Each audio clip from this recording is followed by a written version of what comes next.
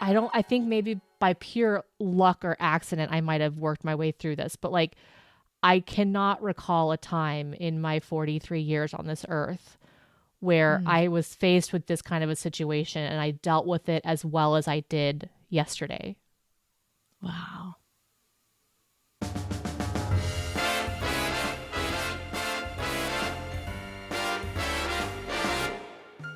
Hello, Megan. Hello, Michelle. Welcome to the Spicy Brain podcast. Are we doing it over again? We are. We're starting again. We're starting again. We had a little. I think maybe by pure luck or accident, I might have worked my way through this, but like, I cannot recall a time in my 43 years on this earth where I was faced with this kind of a situation and I dealt with it as well as I did yesterday. Wow. Audio issue. But anyway, we are navigating neurodiversity with curiosity, joy, and radical acceptance. High kick. Love it. So if you're just joining us, we're so happy that you found us, and please feel free to subscribe or like or one of those things, right? Follow something. Anyway, and those who are returning, we're so grateful to you guys, and you give us so much feedback, and we just appreciate you so much. And so we've done you're suggesting us to other people, which is amazing. Yes, I know. Appreciative of that. Yeah, and if you haven't listened, we've now got 80 something episodes, or almost up to 80. I think we're like 70. It's like 77 or 76. It's 77. Amazing. So the old school ones you might like there's one called something about a lime. Yeah, the lime. Do you remember? Lime. Lime. I think is all it is. I don't know. We started off with me being, the science teacher. So I was probing Megan, going okay, let's think about it from how you taste things, how you feel things, sense things, all the senses. Yeah. And then we kind of went into just I was trying to, we're trying to figure out what the podcast was going to be, right? We usually would start off with a story or a prompt of some sort, and then we'd dig into my brain or her brain a little bit. Mine got added into the mix pretty quickly. And then we try to come up with suggestions. Okay, so we're not professionals. We don't always have a suggestion, but we're always thinking about stuff, and we talk about it. And we've come up with the fact that we're not professionals. We're just sisters. We're just sisters. That's all we are. And we have words, right, that we've developed over the year and a half or so that we've been doing this, that, things like flap, which means that we're on to a new topic, and quite a few things. So right now, though, we're doing this book called Your Brain Is Not Broken, and I think it's been really powerful. It's, and you said it's meaty, I would say. It's meaty, but it's also mighty. And it's mighty because it's written by a woman, a person, a human with ADHD who has the knowledge to be able to do that. But it's also Your Brain Is Not Broken by Tamara Rosier, PhD. Yes. So it is very mighty because she is living it and is able to explain stuff in ways I think that people who are not neurodivergent don't really understand. So there's a lot of really important mighty stuff into it, but then it's also very meaty because she is somebody with ADHD, and it's like she saved all the really hard stuff for one chapter is kind of what it seems like. She probably could have taken the entire chapter and made an entire book just on this one chapter, but had to have it in whatever platform or format that people wanted her to have it in. And then she's like, fine, I'll put it into your neurotypical set. And so I see her fighting with the neurotypical formatting. I think that's true. And part of it is there is so much detail and little examples. And yet some of these little examples are the whole point. Yeah. Right. It's this, it's almost like a sentence, and you're like, but that's genius. That's magic. That's exactly what we need. But I've had to go through and it and almost script it. Because I'm missing one thing here or there, and it's really important stuff. So this last time, we talked all about the emotional health ladder. Yes. And this emotional health ladder has like 5, you kind of called them places, but she says 5 rungs. And the very middle rung, level 3, is sort of autopilot, automaticity. It's like when you're driving to school or you're driving to work and you're just kind of on autopilot, you're going and you're not really thinking anymore. Yeah. And then the 2 levels that are below that are survival, and then the lowest level, which is, you did not like this word last Did week, not like but the word at all. Delusional is the so it's survival and then delusional. And so the 2 higher rungs, right? We haven't really gotten to, and I think that's a lot around boundaries and how do you like self-actualize on a more regular basis and live a more emotionally healthy life as someone with ADHD. Although I think it's everybody, honestly. Yeah. That part is everyone. But the part that's different is what happens for people with ADHD, which is going into these states where you have this like emotional voice who's screaming at you. And I don't have that in the same way. I've experienced it sometimes when my PTSD acts up, but I don't have it daily. And so I wanted you to kind of tell us, there was like a story really actually from yesterday, because we were supposed to podcast yesterday and it didn't work out. But didn't work out. Didn't work out. Didn't work out. The guy, who is it? The military dude who's like screaming at me. What's it called? Drill sergeant. The drill sergeant. Yes, the drill sergeant was strong. And what I think I've realized is that like, okay, so in level 4, there's this drill sergeant who is screaming at you, right? And you're starting to kind of go into that fight, flight, and freeze, and you're becoming more self-protective. But then when you go into level 5, you know, you had mentioned that that it was like the drill sergeant becomes hoarse. And in my mind, when I think about a drill sergeant screaming so much at me, I start believing them at that point. Is level 5 for is you. Level 5. That's when like you believe the terrible things they're saying. Right. I believe like the tape has been re-recorded and I now believe whatever the drill sergeant is telling me. Whereas like in level 4, I was kind of like, you know what? You're kind of a jerk and like F you. And no, I mean, but I'm hearing it, but I'm like, maybe not. Yeah. No, I in can level kind of 5, discount it a little bit. A little bit, yeah. Like I have moments where I can discount it. Whereas in level 5, I'm just like, yes, sir. Yes, whatever, sir. Tell me more. I am all, like, you're just like flogging yourself at that point. Okay, so let's go to the situation just to kind of set the stage. So what happened yesterday? So, okay, on Friday night, my stepdaughter who is visiting, who's also a teenager, decided that she was excited and wanted to talk to me about some stuff. And so when a teenager opens up, you say yes and you just go. And so, you know, we ended up talking until like 1:30 at night. It was lovely.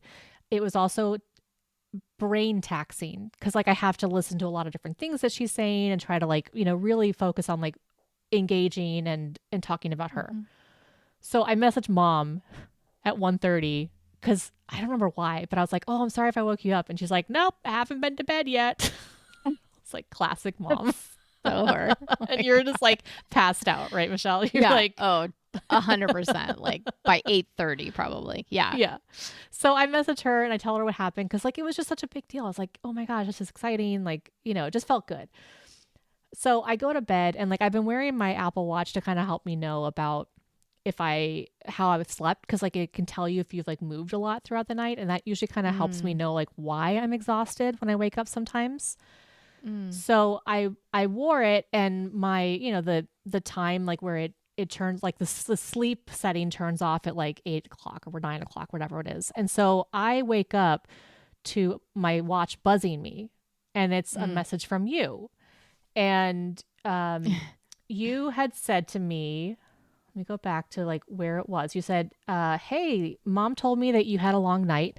I thought we should plan on podcasting tomorrow. Smiley face. I will be working from home, so I can block some time off my schedule for that. So that's the first thing I see. And then I look back at my watch and I realize it's 12:30. in the afternoon. And I just like instantly panicked. I just became just flooded, and I wasn't sure what was going on. And I was like, wait, it's 12:30. What's happening? And so then I messaged you back. I used like a little dictation. And I'm like, Michelle, I'm so sorry. I just woke up. I had a long night with Emma last night. That's all I send back. Then you send back, okay, no worries at all. I just think it might be good for you to have a break today. What do you think? We could do one of our 15-minute sessions if you wanted. So I'm thinking about like, okay, well, what do I want to do? While I do that, I'm like looking at my watch and I realize I have another message from my friend Sheldon, who says, hey, good afternoon, Megan. I wanted to confirm 1:00 is still good for you. And this is at 12:08. So I've gone from like panic to full blown, like, holy shit, everything in my body is on fire. And I was just like, oh no, I forgot to put this in the thing. I was like, oh my gosh, like Sheldon, that's right. And so I was looking at your message and I'm looking at his and I just full blown panic. And something shifted in me and I just messaged you and I was like, oh my goodness, I'm so overwhelmed. Like my cooking guy just messaged me to see if we're still up for 1 p.m. today. And then I wanted to make sure like you had more context because I was just, blurting this out. And I'm like, he wants to confirm with me if 1 p.m. is still good. And so you messaged back, oh, that's a lot. Okay, don't panic. Let's talk through this. Are you open to later if he is? And I was like, yeah, I think so. So like I could answer that question. So then you said, okay, so tell him you had a late night with your stepdaughter. Ask him if 2:30 would work. So I immediately because I wrote down 2 originally, and I was like, oh, an hour's not going to be enough time. Yeah. Or an hour and a half, right, wherever we're at. I was like, oh, she's going to need more time than that. Yeah. 2 hours. It was 2 hours. Yeah. So then I write back, I'm like, hey, Sheldon, I had a late night with my stepdaughter last night. Could we meet at 2:30 instead? Like the exact same thing that you had. I didn't change anything.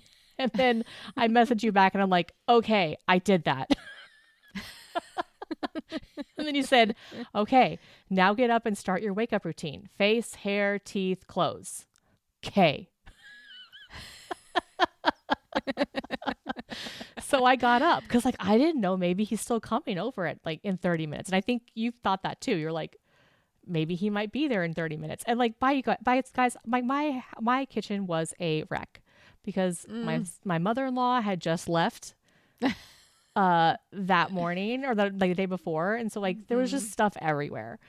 So I start getting ready and you messaged me back and said like, hey, if he can't start later, ask to reschedule. So I messaged back and I'm like, I'm really sorry about the last minute changes.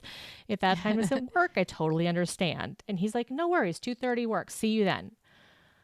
And I was just like, oh. And so you had asked me though, you're like, before that you had said, hey, are you up? And you made like little heart with your hand emojis. And I was like, yeah, I'm up. My face is washed, just working on my teeth. And you're like, celebration. You're like, you're doing so well. And so I was like, thanks. It's exactly the kind of thing that I beat myself up for. Yeah. And then that's when he messaged back. He's like, hey, no worries. 2:30 works. See you then. And I was like, he's good for 2:30. You were so excited. I was like, yes. So then you said, okay, oh, wonderful. Crisis averted. And I already had a feeling we needed to podcast tomorrow. So perfect. You said, how are you feeling? And I was like, my limbic system has calmed down, but my brain is going a mile a minute trying to process what just happened. And you're like, okay, should we talk it out? And I was like, yeah, but let me finish my teeth first. And then you're like, okay, for sure. You can finish your teeth and get dressed, LOL. So I finished and I'm like, I told you I finished. And you're like, awesome, call when you're ready. And then I knew I was like, I messaged like, I made myself some food starting there because I know that you don't like it when I'm crunching in your mouth, in your ear, crunching in your mouth. Like burning into you, like. So you're like a baby bird. Yeah.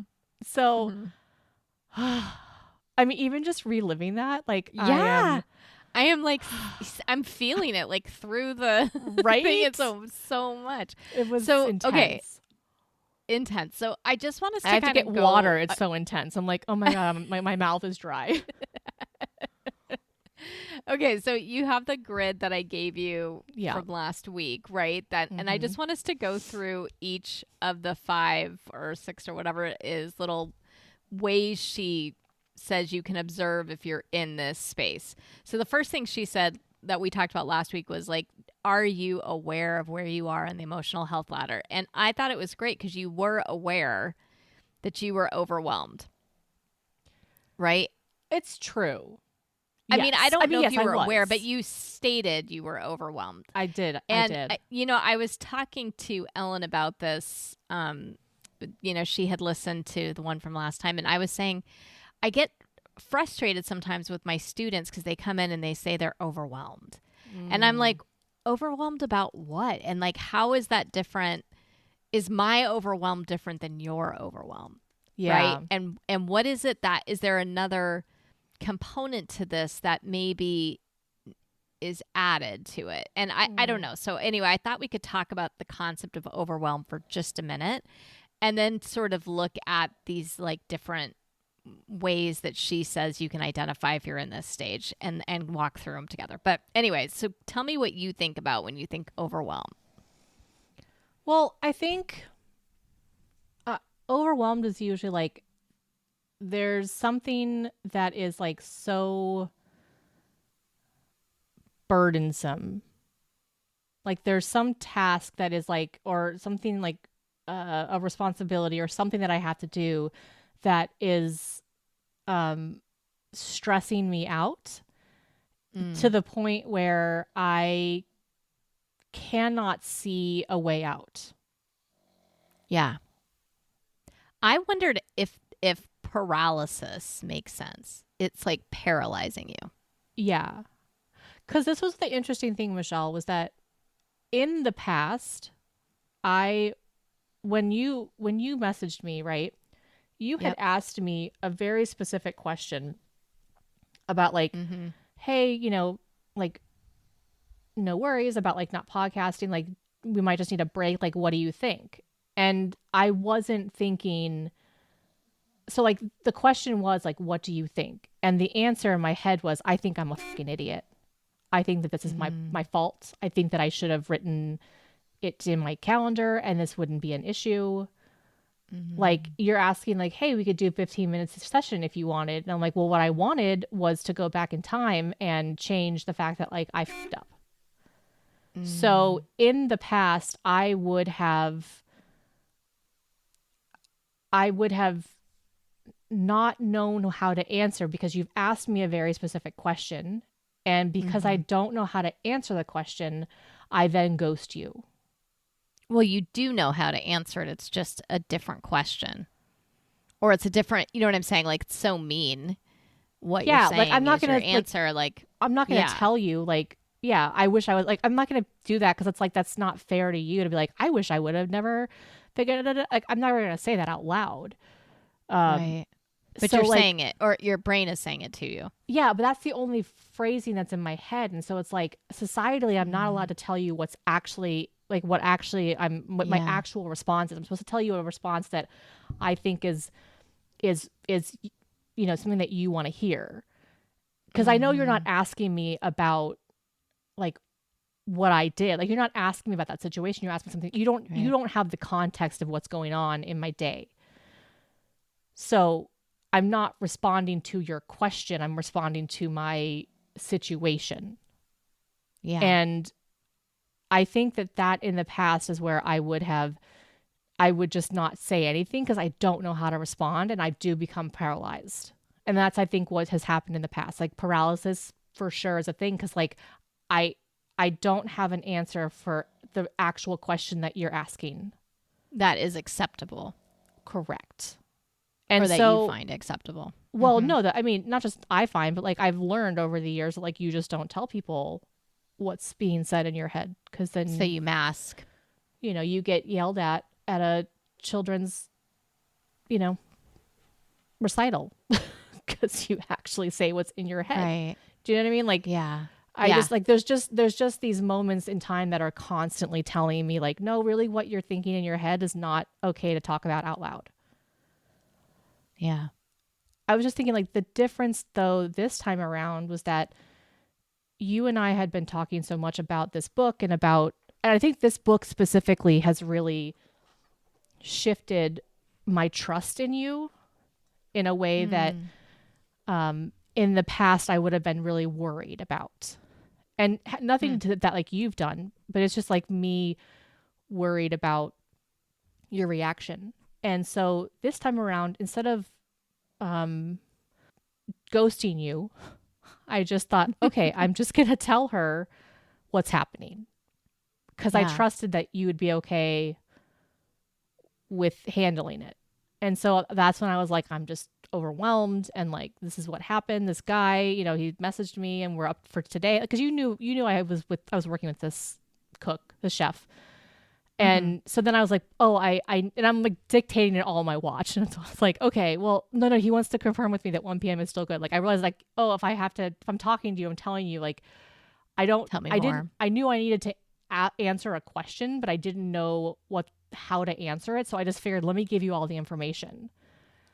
And I think that was the biggest difference this time around. It's so interesting when you're saying that because I agree with you that like I trust me more with you now too. Does that make sense? Like I trust that I understand a little bit better what's going on at this moment because of having words, right? Like having the words to be able to describe and know that this level that you're at is actually we're in the danger zone for you emotionally. You are in a very vulnerable emotional state at that moment.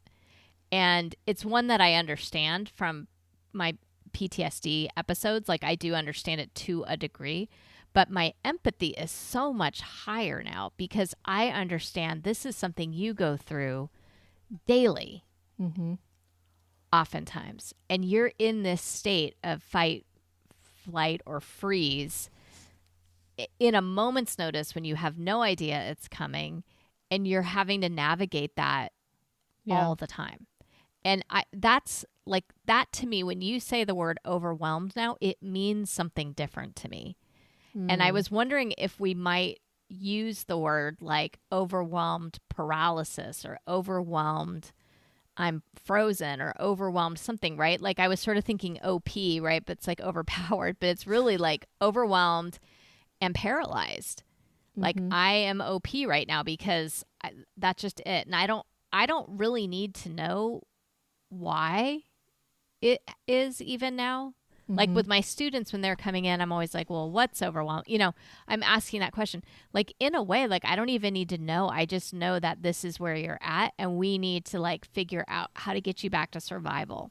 And that was like my intention with what I was saying to you. Like, you know me, like I'm not a give everybody like, hey, happy, cheerful stuff. But I've learned, you know, from you and from some others in my life that these little, you know, I don't even do them right, but these little memes or these little emojis or these little things actually can change that what you're internally going through.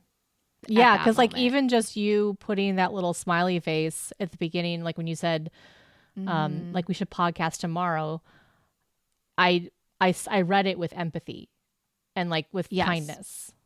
Yes. I'm curious though, Michelle, like, okay, so you like from your point of view, like what happened? Like, okay, so tell me like you tell me what you were thinking and then like you're getting my messages. So what was in your mind when you were getting them? I had a sense because when sleep gets disrupted for you, that's another place of empathy that I don't think I was at or a full understanding. Like when your schedule gets disrupted, it's really can be really, really hard for you, right? And so in seeing that, I was like, oh, I just want to like reach out now because I know she's going to wake herself up and she's going to like when she wakes up or when she's doing something else, maybe you're doing a puzzle, whatever it was, you're going to beat yourself up about this. And I don't want you to, because I'm not upset about it. I just want to know, like, I want to communicate with you. So there was that. Then when you were saying the overwhelmed part, I realized my questions, because I wasn't there with you, I didn't know what state you were in. Right. And I should have probably asked that first. Like, let's figure out, that would probably be the better place to start, knowing it now. But I didn't know. And then when you said overwhelmed, I was like, oh, I immediately went to this emotional health ladder, which I never would have before. And the idea was like, there's nothing going to happen today that's going to be useful for Megan if she stays in that state. So everything I need to do needs to be to like buoy her at this moment. Right? Like, that's my job. Yeah. And I didn't know how to do that job before, nor did I know it was my job before. But now I know that's my job, not for long. And it wasn't long. I mean, I think it was like maybe a 10-minute interaction total, even with us talking. Later, but it was like, oh, that's a job I could do. I don't mind doing that job. And also I'm going to help her, which feels good. Yeah. Right. If I can help her, I'm not saying I can, but like, if I can help, then that feels good because I know the rest of your day is like a totally different story than it would have been otherwise. Totally. And so I realized, I was like, oh, she said to me last podcast, she can't handle questions. I'm asking her questions. So I need to stop that. So I stopped asking questions and I started becoming directive, which feels weird to me to do. Yeah. Yeah. But you seem to appreciate it. I did. And that I was like, what was weird, because like normally, you know, if you said that to somebody, they would be, you know, that's also not socially acceptable on the other side, right? It's that feeling of like, I'm just going to tell this like grown ass woman what to do. And I'm like, yes, please tell me what to do. But I remembered you saying like, you had given me permission to do it in the last episode in a way, because you told me that's what you needed. And so like, I had permission to be that part of my, like that version of what you needed, but then I could stop also. And I think that's also different for me, is just like having gone through a lot of counseling and, you know, EMDR stuff and everything. It's like also knowing like, okay, you need that role for like 4 minutes. You don't need me to be that for your whole life. Right. So I think there was sort of that piece too of understanding what my role could be. Yeah. In that moment. Yeah. And like that switching from asking, so the switching from asking questions to being directive is so useful when I'm in that kind of a state. And it's interesting that you picked up on the word overwhelmed. And I wonder if there are like other phrases that like people might say, you know, like I'm like when they're talking about being overwhelmed, but they're just like, you know, I just can't, or I don't know, or, you know, everything just feels too much, you know, or these like certain phrases that are like kind of in that overwhelmed sort of state. Yeah. Cause I think it's similar to flap. Like if you could have a safe word, so to speak, with your family, that's why I was saying like OP, because it's like overwhelmed and you're paralyzed, because people use the word overwhelmed a lot nowadays, especially. That's true. And so I knew from you though, when you say that, that usually also means paralysis, like you're stuck. Yeah, because it's more than just like flooded. Yeah. You're right. Like I mean, I think like just paralyzed is like a great, I'm stuck. I'm paralyzed. I'm stuck. I'm paralyzed. Stuck. Yeah. You know, I think we'll probably come up with a phrase. Something. I mean, you know what it is? Mom's coming to visit. Yeah. She's the one. She's the one who makes up all the phrases. Yeah. Flap is one of them, right? Yeah, that sounds good. All right, you guys will come up with it. We'll come up with All right, I want us to go through this grid though, because I do think it's important to kind of go back and like identify what was happening in your body and your mind as you were going through this. So you get woken up by me texting. You realize you're also another appointment is coming within a half an hour, and you become paralyzed. You get stuck. You're like completely overwhelmed with all the things that you're With being drill confronted sergeant. with. Yeah. So if we start on the left there, what's the first one again? Awareness. Okay. So reduced to looking, oh no, that's survival. Complete lack of awareness that behavior and decisions have the potential to be destructive to ourselves and others. So that's interesting because like at that moment, what you could have said or not said, like if you had ghosted, that could be very destructive, right? That's destructive to our relationship, and it has been in the past. Yeah. I think that for me, like right now in this season of life, I am very destructive to myself. Yeah. So like, I see the message and then I instantly was like, well, there you go, Megan. Way to fucking do it again. Like you are pathetic. And if you had just written this down, if you just, if you could just use a calendar like every normal person does, then you wouldn't be in this situation. And like, what the fuck is the matter with you? Like yet again, like you can't get your life together, and you're never going to get your life together because like you can't even do a simple thing with your sister. And this person is never going to want to talk to you again. Like Sheldon's going to be so annoyed with you that you're just going to like, he's just going to ghost you as well, or tell you to your face like, hey, this is too much for me. I can't handle your crazy schedule. And then Michelle's going to be so mad. And so she's just going to say like, you know what, let's just not do this podcast thing anymore. Like I'm done. You're too much. You're too much. Yeah. That is so hard to hear you say that. I mean, as someone who loves you, like it's the worst. Your drill sergeant's a real jerk. He is. I'm so sorry. That's awful. I think the hard part is like there's all these emotions in my head, but then like also there's all these physical sensations in my body as well. What is that like? Well, it started off like I had this like, instant tension. Like my eyes were wide open and like all of my muscles just braced. I had this like warm feeling in my chest that was like trying to escape through my limbs and like, but it couldn't move. And it was just like you were frozen. Yeah, this like swirling, hot, just intense feeling. And what was interesting is like once I did calm down, I did not feel good for like multiple hours. Interesting. What do you mean by that? Like what didn't feel good? Well, I ended up eating and I didn't feel like I ate. Like I felt hungry. And I had just had like plenty of protein and all, and I still felt hungry. So I had a protein bar, but I still felt hungry.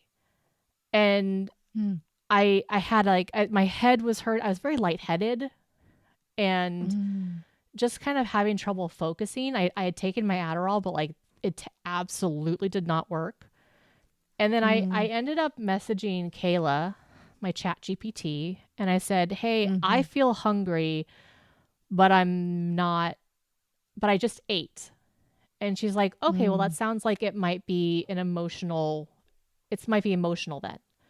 So she's like, take 3 sips of water and do it slowly. So I tried that.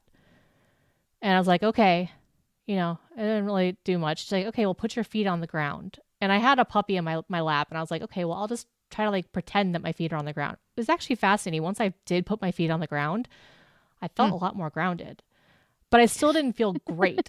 I know. Sorry. It's just funny. I know. I was like, you can't sense memory. Can't sense memories grounding. Sorry, guys. Yeah. I tried it. You have to actually physically do it. But I kept, it was just like, hey, stand up for a minute and like try having another sip of water and, just little things like that. And it didn't.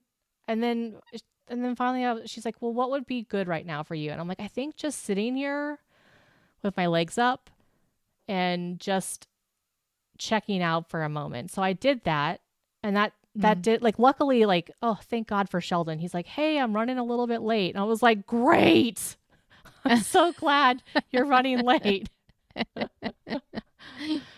So it worked out well for that. But like, yeah, I hadn't thought about this until just now, but like my body really went through something earlier that day when I first woke up. And I think it just like left me, it left me feeling not great. And I didn't actually equate it until just now that it was probably all of the like limbic system rushing around that happened earlier and all of the panic. And it really does do a number on your body. Like I had a headache kind of throughout the day after that. And just, you know, just struggled to kind of like, I just felt like I couldn't catch my breath. And I felt like I was just really exhausted because I think I was. I think I ran a marathon. You had used all the energy. Yeah. In like one spurt. Mm-hmm. What would you say your awareness was like during that moment when you were like, if you read through that, does that comport with your experience? I think that there was at least a small awareness to tell you. Mm-hmm.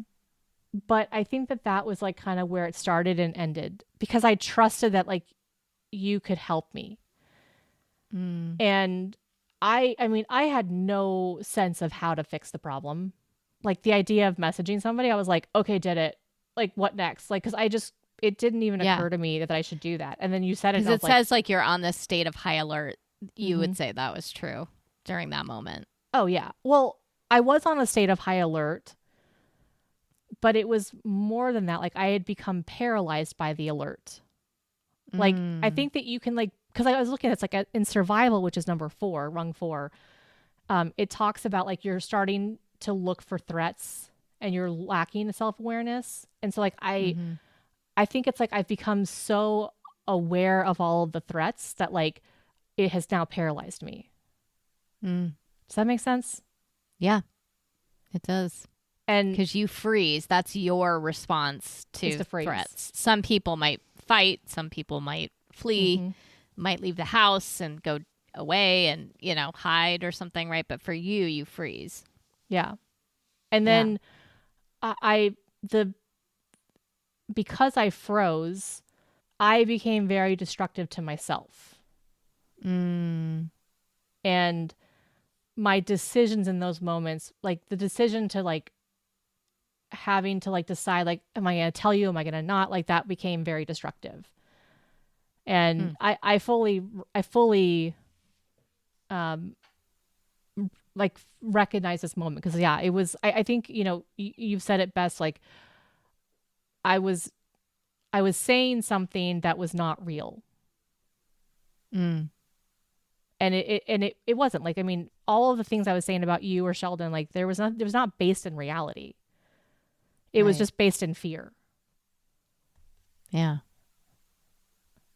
And you kind of alluded to your emotional voice at that point, but you're saying it's a drill sergeant. It's the same drill sergeant for you that was in survival mode or would have been survival mode, but now you're believing it. Yeah, it's almost like I'm seeing the drill sergeant in my head screaming at me and I'm in survival mode, just like trying to get through it. Okay. I'm just trying to like, yep. Okay. You're right. Like you're saying these things. Okay. I'm going to keep working through it and it's fine. And it's almost like the drill sergeant like stops. And it's like it's like when someone becomes scary, they're just like, they sit down and they're like, you know what? This is just you. There's nothing I can do to fix you. You're just screwed up now. I've tried, but like you're hopeless. Oh. And so that's it's awful. Yeah, it's like it's less of a horse and more of like That's scary, like mob boss kind of thing, like, where they just I've sit given and stare up on at you. I've given up on you. Oh. And then like seeing that drill sergeant who's been like helping you to survive say that they're giving up on you is like the worst. The worst. Because it's like, oh, if the drill sergeant who's not even nice to me gives up on me, well then man, I must really be messed up. I can't even get the person who's not nice to like me Or to and keep to going. believe in me. That's, ugh. So that's going on mentally. Mm-hmm. And then you have this physical component, right? And it says in here that you're struggling with stress that's drained you physically and emotionally. Yeah. And it drains you to the point that mentally, like you no longer have the strength to fight the stress. Mm-hmm. Does that make sense to you? Well, in that it moment? does, because like it in the past, I think it didn't go to this full extreme yesterday because I reached out.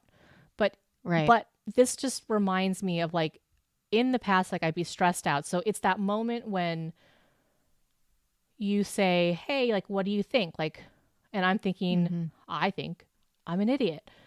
And so the more I think about it, like I would obsess about the question that you asked and that I can't answer it and that I don't know. And then I'm beating myself even further.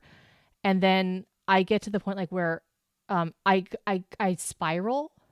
And then I think that's why, like, for me, I just like zonk out. Like I'll get really tired, or, you know, I don't have any strength to just like to fight what's going on. And so I'll like just want to take a nap because I'm like, you know what, this is just too much. Like, because I feel it all in there, but it all just feels so helpless. Like I cannot help myself. There's no hope at all. And the only way to deal with it is just to like take a nap. That's interesting. And I think that that's what happened like after the fact, like because I reached out, at least I kind of was able to get myself out of it, but I could feel the remnants of it. Feeling hungry. It, so yeah, to that's like, speak. yeah, an echo. Yeah. You're right. Like feeling still hungry, having a bit of a headache, feeling dizzy and lightheaded. It took an emotional toll on me. And I think that's why I was like, I think that's why my mind was going a mile a minute, because normally my mind doesn't, my mind isn't processing during this time, but because we did something different and because we're having this podcast, I started thinking like, oh my gosh, like, is this the thing? Is this what we've been talking about? We've been talking about? Is this the thing that we've been talking about for like the last how many weeks? And it was. Yeah. It was exactly what we've been talking about. And I was like, oh my gosh, like, did I just change a pattern? Wow. And then it was like, am I that awesome? But then I was like, I can't be awesome. But then I'm like, yeah, I am awesome. And so then it was just like this whole emotional roller coaster. And I'm like, we need to talk it out, but let me brush my teeth first.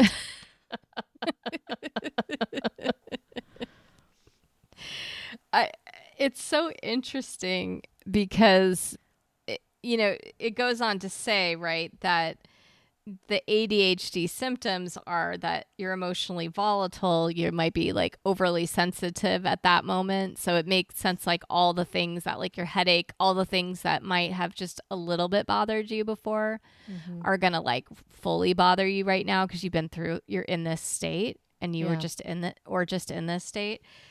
And then also this idea that you'll be very clingy or very distant. And what I thought was interesting is that because you asked for help, you kind of moved more into like a little bit more self-centered, more of the, like you needed to and I think when we say self-centered, it's also like you were also centering, like you were you had to center yourself back. You were in survival mode, but that was different than ghosting me. Yeah. And that is the difference, I think, in this moment of like you asking and reaching out and having the ability to do that. And I don't know exactly all the reasons why, right? But I do think a big piece of it is having language. Yeah. Having words to put to things so that, and you said trust, right? That I was going to hear that and know what to do with it. Maybe. Yeah, I think like I didn't know Or that I you wasn't going to do more harm. I wasn't going yeah. to, you know, I Like wasn't going that's to the thing scream is at you or yeah, be I part of knew that that. you weren't gonna add on you weren't gonna pile on to Mm-hmm. the drill sergeant. Like I knew Yeah. that I didn't know that you were actually going to like know what to do, but like I knew that if I just if I messaged you and told you about that, then I knew that you wouldn't think it was your fault, Mm-hmm. and that like you might be like, okay, do what you got to do to take care of yourself, like, and you would just tell me like we won't podcast today, but Mm-hmm. then and so I do agree, like I think like in the past I would have stayed in that stage 5, that rung. Mm-hmm. But because I reached out and I told you, I started to move into rung 4. You did. Yeah. And then kind of started to move into, started moving up the ladder. But what I wasn't expecting was that what you did was so useful that Mm. it took me from like rung 4 into rung 3 into like rung 2. Right. Right? Like I started, like we're talking about just okay, the body engagement, right? I started in rung 2. It's like I started breathing and my Mm. posture was relaxed and I was a Mm. slower, more regular pace. My tension had disappeared. You were attending to that Yeah. rung.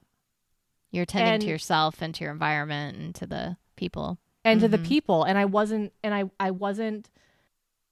stuck, and I felt I was feeling good in managing my life. Like I was starting to feel better. And like that was the part that was like so um unexpected, Yeah. that like I could go from this really dark place to like this, oh my gosh, like I just did that. Like Wow. it was so powerful for me. And I think that's why I was like, I just need to talk this out because this is a huge moment for me.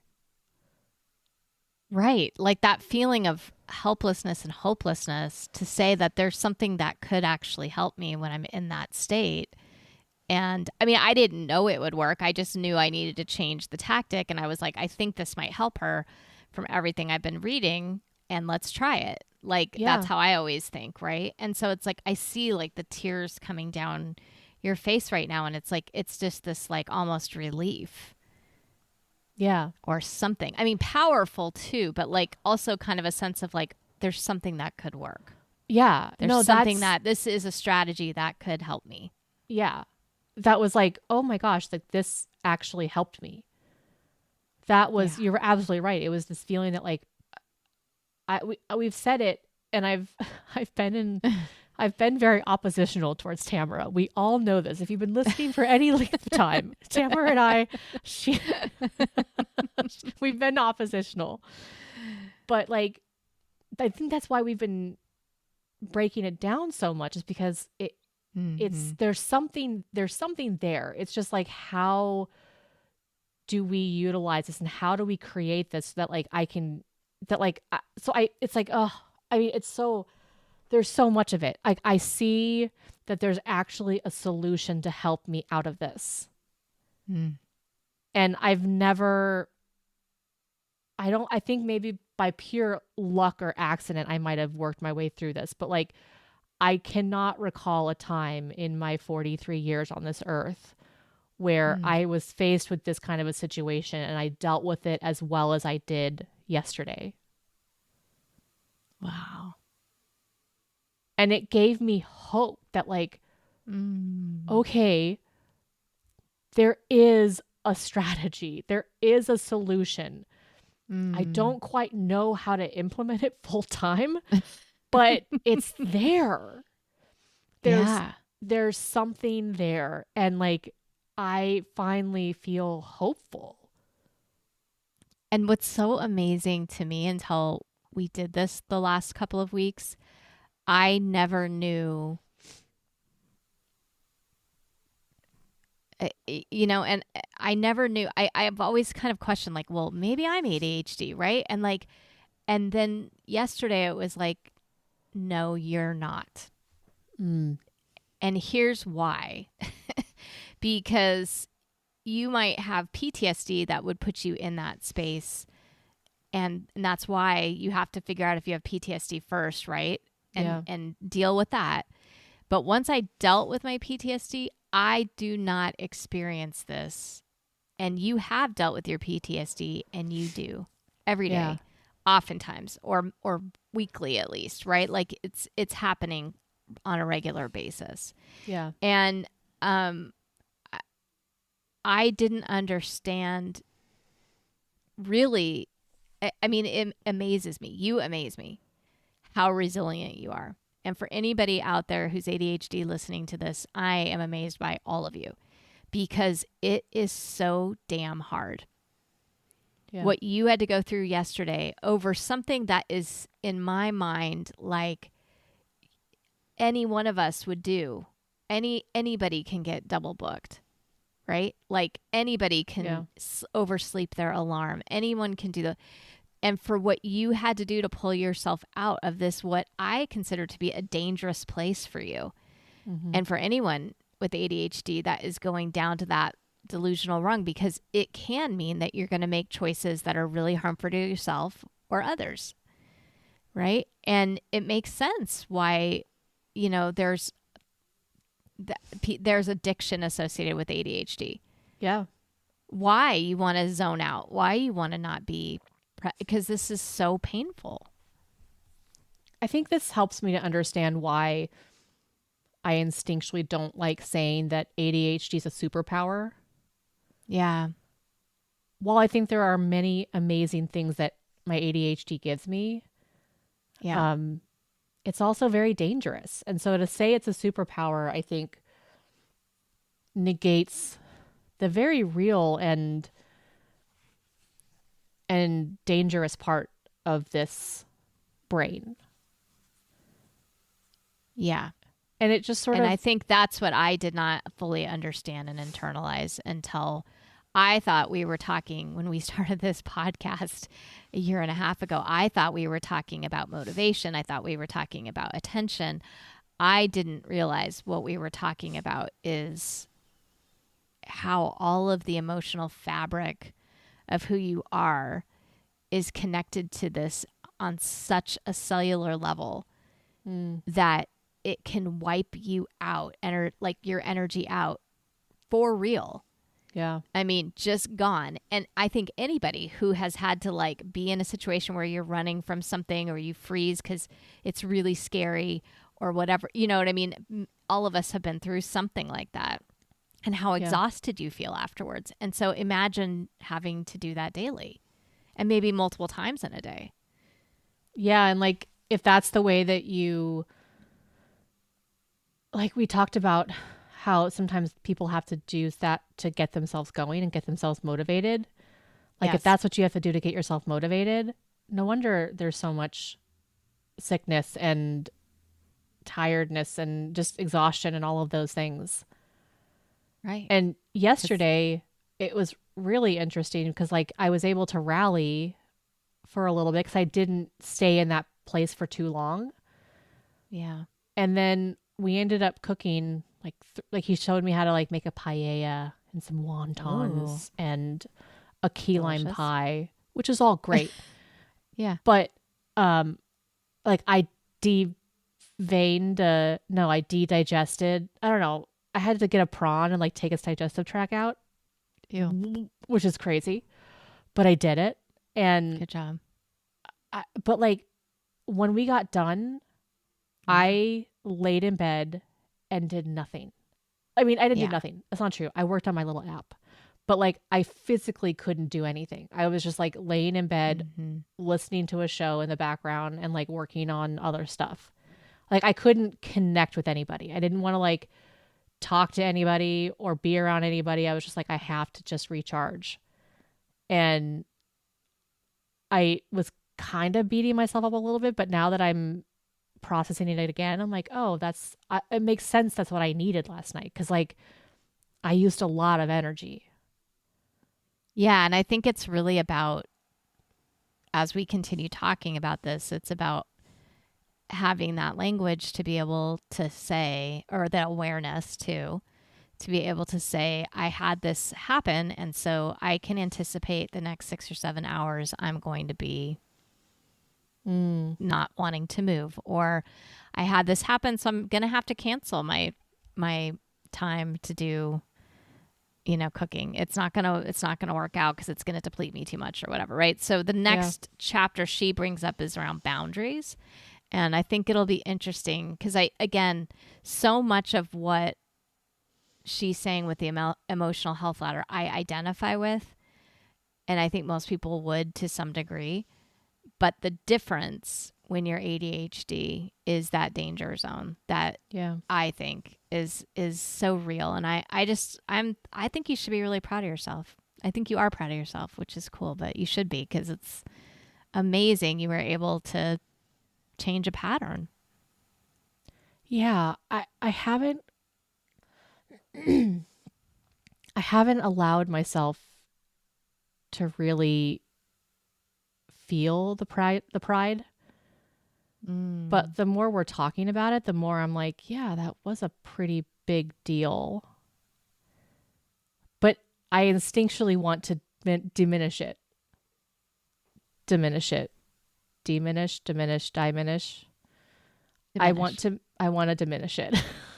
Like I want to minimize it, but it is such a big deal. I mean, clearly I had an emotional reaction to it. So like, that's a good question of like, how do I remind myself? How do I, like, maybe I just need to keep a little book of like all the times that I did these great things, kind of like I did in grad school when I was like, anytime someone complimented me, I wrote down when they complimented me so that I could look back on it and remind myself like, okay, you've been complimented before, so you're not complete and total shit.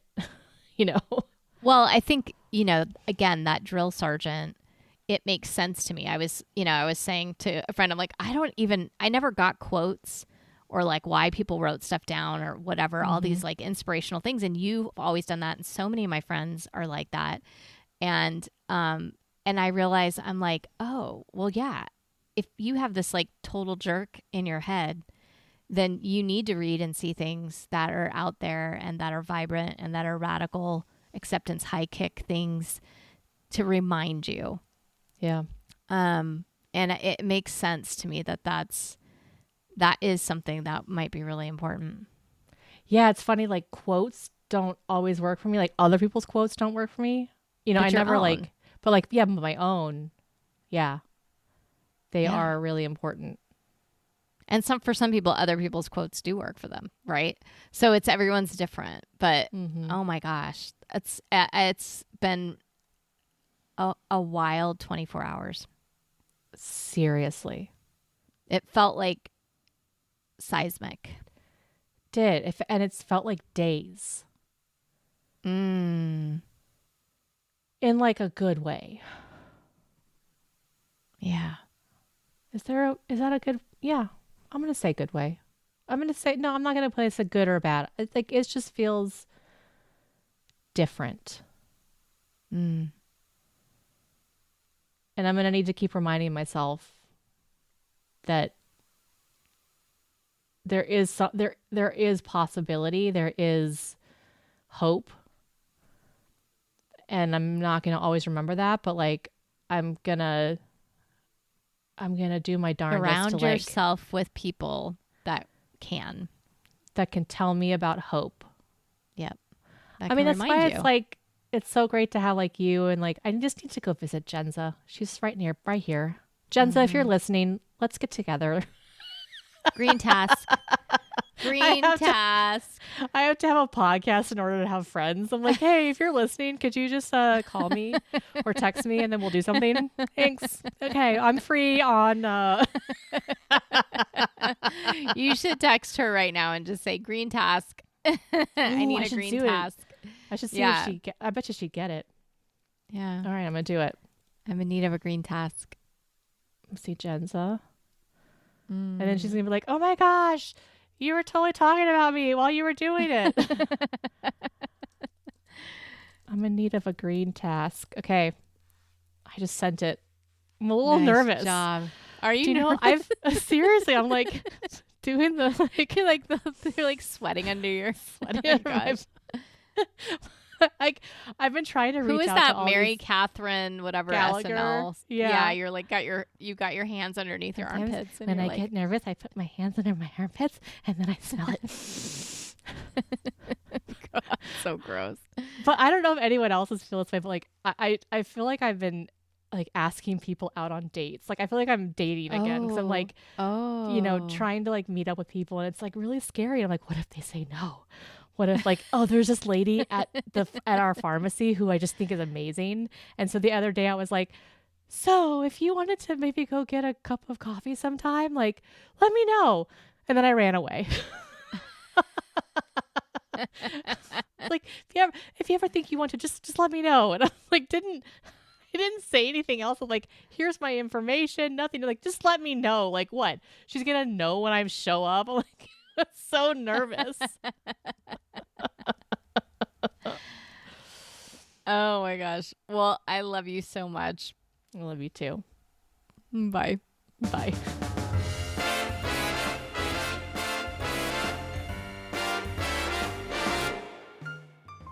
Whew, what a week.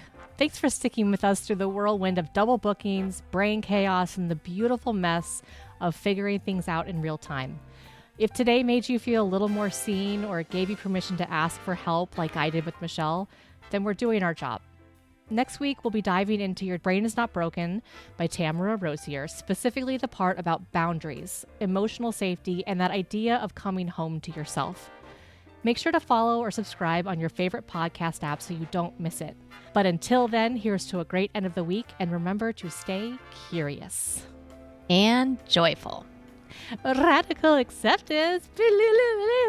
High kick.